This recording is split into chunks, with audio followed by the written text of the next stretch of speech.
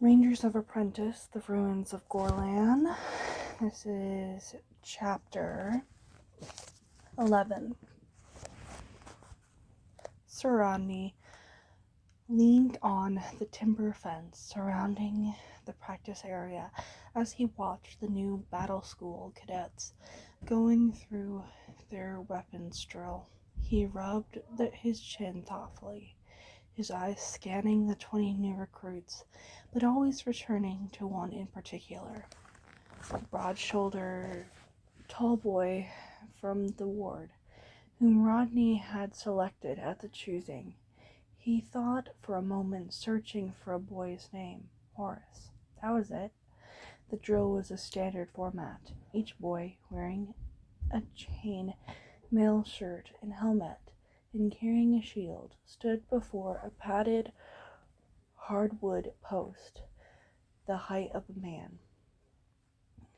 There was no point practicing sword work unless you were burdened with shield, helmet, and armor, as would be the case in a battle, Rodney believed. He thought it was the best that the boys became used to the restrictions of the armor and weight of the equipment right from the start. In addition to shield, helmet, and mail, each boy also held a drill sword issued by the armor. The drill swords were made of wood and bore little resemblance to a real sword, aside from the leather-bound hilt and crosspiece on each.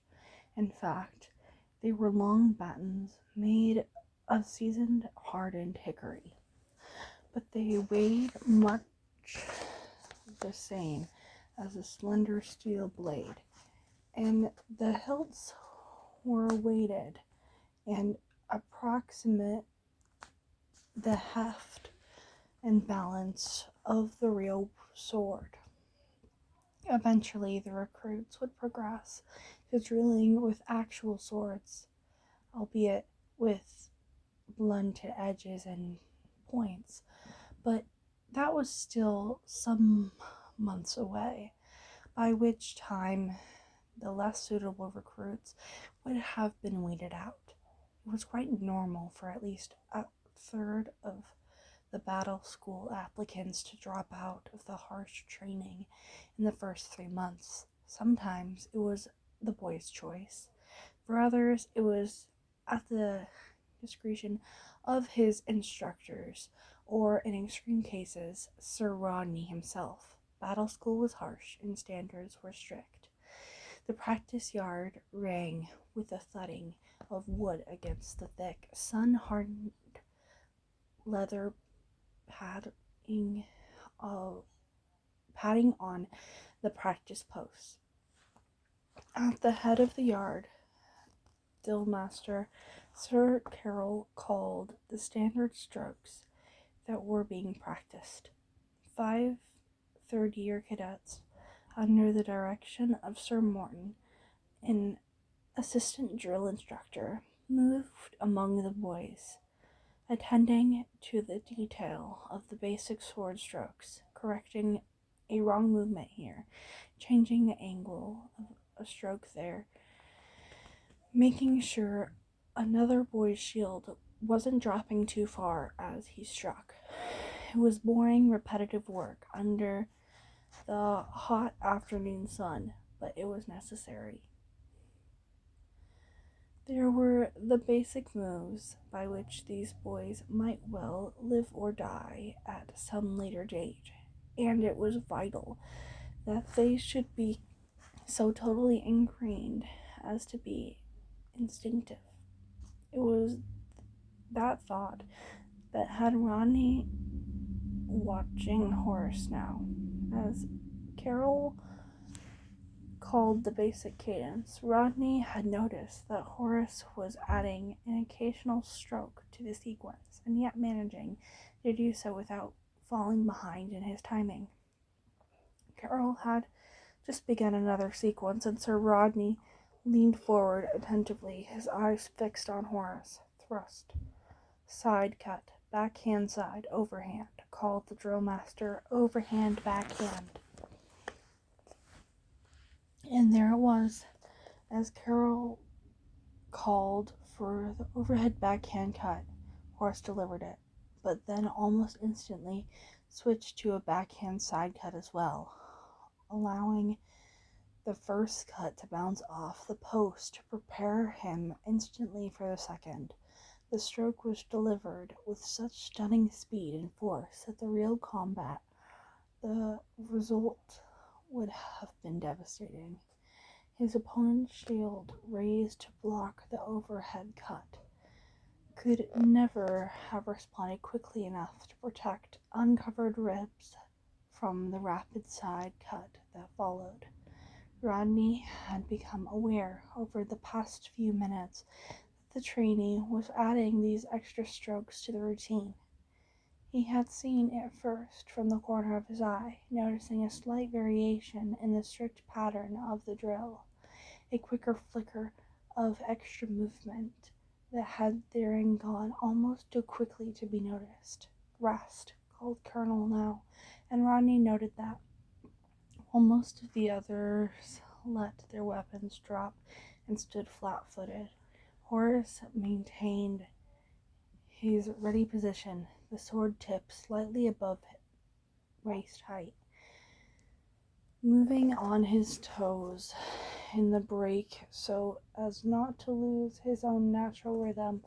Apparently someone else had noticed Horace's extra stroke as well. Sir Morton beckoned over one of the senior cadets and spoke to him, gesturing quickly toward Horace. The first-year trainee, his attention still focused on the training post that was his enemy, didn't see the exchange. He looked up, startled, as the senior cadet approached and called to him, "You there?" As Post 14. "What do you think you're doing?" The look on Horace's face was one of bewilderment and worry. No first-year recruit enjoyed gaining the attention of any of the drill masters or their assistants. They were all too conscientious of that third 8% attrition rate. "Sir," he said, anxiously not understanding the question. The senior cadet continued, "You're not following the pattern. Follow Sir Carol's call. Understand?" Rodney, watching carefully, was convinced that Horace's bewilderment was genuine. The tall boy made a small movement of the shoulders, almost a shrug, but not quite. He was at attention now, the sword resting over his right shoulder, and the shield up in the parade position. "Sir," he said again, uncertainly. The senior cadet was getting angry now. He hadn't noticed Horace's extra moves himself, to obviously assume the younger boy was simply following a random sequence of his own devising. He leaned forward, his face only a few centimeters away from Horace's, and said in a voice far too loud that small amount of separation, "Sir Carol calls the sequence he once performed. You perform it. Understood?" "Sir, I did," Horace replied, very red in the face now. He knew it was a mistake to argue with his instructor, but he also knew that he had performed every word of the strokes Carol had called. Senior cadet, Rodney saw, was now at a disadvantage. He hadn't actually seen what Horace had done. He covered his uncertainty with bluster. "Oh, you did you? Well, perhaps you might just repeat that last sequence for me." "What sequence did Sir Carol call?" Without hesitation, Horace replied, "Sequence 5, sir. Thrust, side cut, backhand side, overhand, overhead, backhand." The senior cadet hesitated. He'd assumed that Horace had simply been in a dream, hacking away at the post any way he chose. But as far as he could remember, Horace had just repeated the previous sequence perfectly. At least, he thought he had. The senior cadet wasn't altogether sure of the sequence himself by now, but the trainee had replied with no hesitation at all. He was conscious that all the other trainees were watching with considerable interest. It was the natural reaction. Trainees always enjoyed seeing somebody else being berated for a mistake. It tended to draw attention away from their own difficulties. What's going on here, Paul? Morton, the assistant drill master, sounded none too pleased with this discussion. His originally ordered the senior cadet to reprimand the trainee for lack of attention.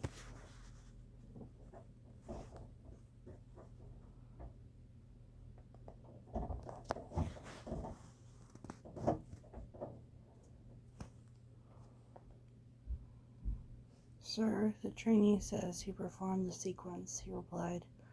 Horace was about to reply to the implication, obvious in the emphasis the senior cadet placed on this word says. He thought better of it and shut his mouth firmly. Just a moment. Paul and Sir Morton looked around, a little surprised. They hadn't seen Sir Rodney approach. Around them, the other trainees had become too stiff attention. Sir Rodney had held in awe by all members of the battle school, particularly the newer ones. Morton didn't quite come to attention, but he straightened a little, squaring his shoulders. Horace bit his lip in an agony of concern. He could see the prospect of dismissal from Brattle School looming before him. First, he seemed to have alternated the three second-year cadets who were making his life a misery. Then he had drawn the unwelcome attention of Senior Cadet Paul and Sir Morton. Now this, the battle master himself. And to make matters worse, he had no idea what he had done wrong. He had searched his memory, and he could distinctly remember performing the sequence as it had been called. Do you remember the sequence, Cadet Horace? Said the battle master. The cadet nodded impatiently. Then, realizing that this wasn't regarded as an acceptable response to a question from a senior officer, he said, Yes, sir. Sequence 5, sir. That was the second time he had identified the sequence, Rodney noted. He would have been willing to bet that not one of the other cadets could have said which sequence from the drill manual they had just completed. He doubted that the senior cadets would have been any better informed. Sir Morton wanted to say something, but Rodney helped up a hand to stop him. Perhaps you could repeat it for us now, he said, his stern voice giving no hint of the growing interest he was feeling in this recruit. He gestured to the practice posts. Take your position, calling the cadence. Begin. Horace performed the sequence flawlessly, calling the strokes as he went. Thrust, side cut, backhand side, overhand, overhand backhand. The drill sword thudded into the leather padding. In strict timing, the rhythm was perfect. The execution of the strokes was faultless. But this time, Rodney noticed there was no additional stroke. The lightning-fast reverse side cut didn't appear. He thought he knew why. Horace was concentrating on getting the sequence correct this time. Previously had been acting instinctively. Sir Carroll, attracted by Sir Rodney's intervention into a standard drill session, strolled through the ranks of trainees, standing by their practice spots.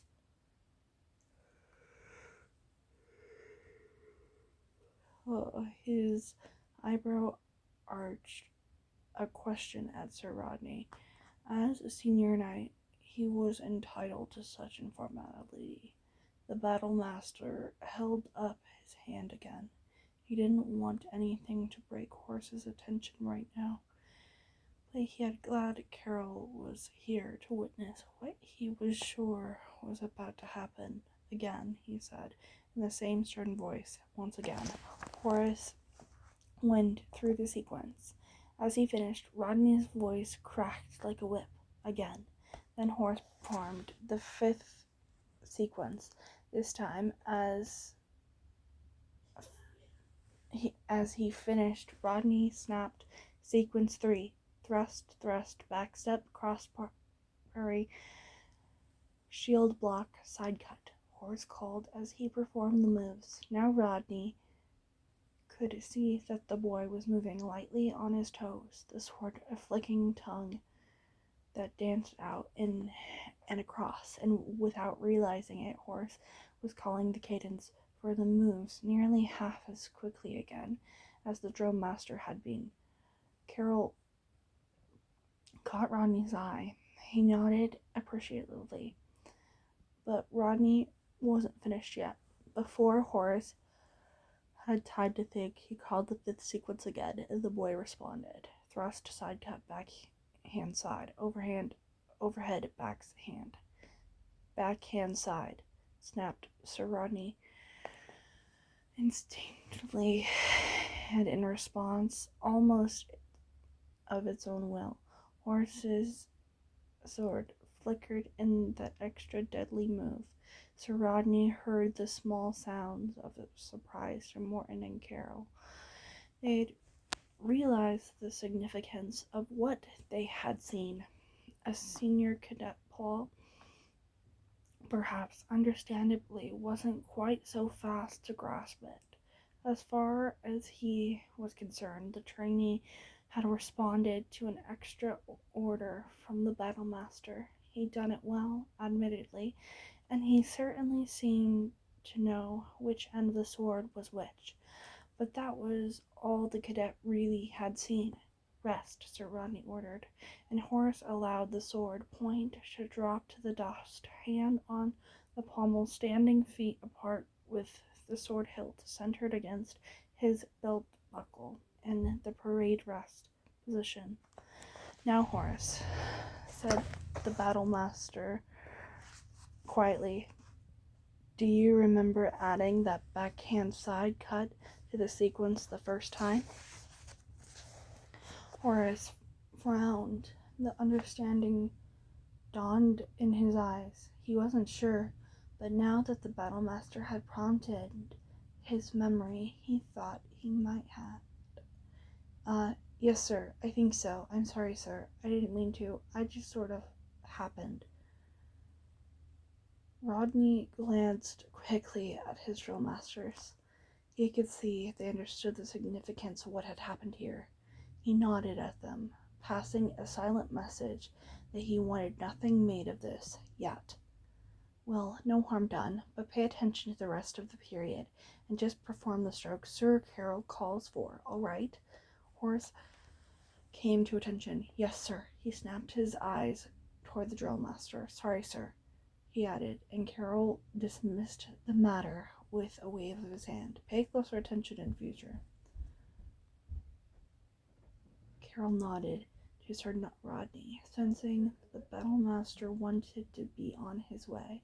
Thank you, sir. Permission to continue? Sir Rodney nodded assent. Carry on, drill master. He began to turn away.